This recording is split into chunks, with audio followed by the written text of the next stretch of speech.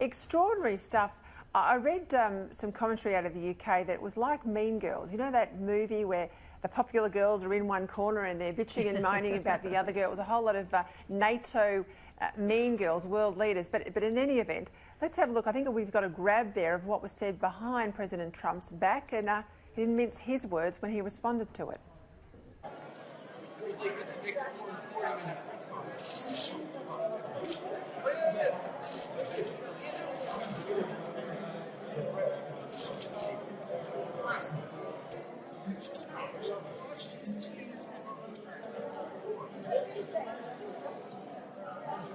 Well, he's two-faced.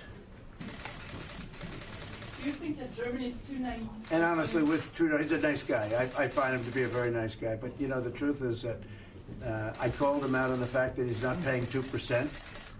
And I guess he's not very happy about it. I mean, you were there, a couple of you were there, and he's not paying 2%, and he should be paying 2%. It's Canada, they have money, and they should be paying 2%. So I called him out on that, and I'm sure he wasn't happy about it, but that's the way it is. Look, I'm representing the U.S., and he should be paying more than he's paying, and he understands that.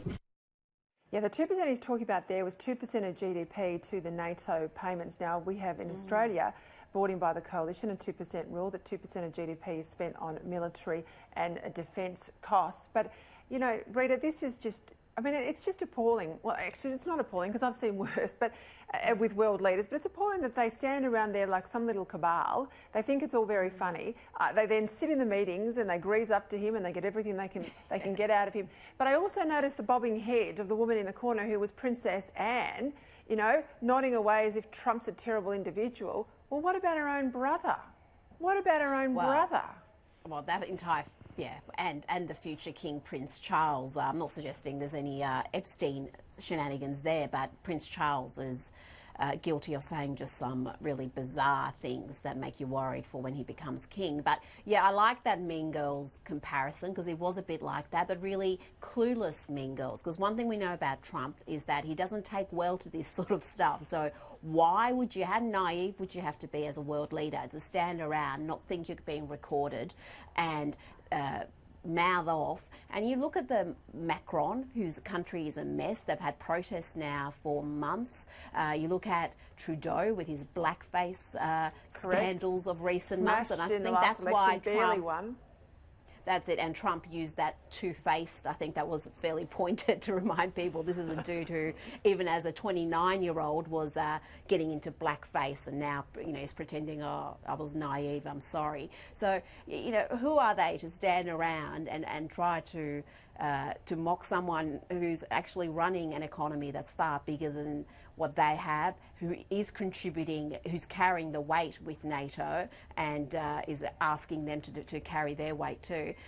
So I just think it's foolish. I think he will remember that, and we know with him he does not he does not forgive and forget these sort of insults. So they'll probably pay the price when it comes to negotiations. I mean, Jane, you expect more of leaders, right?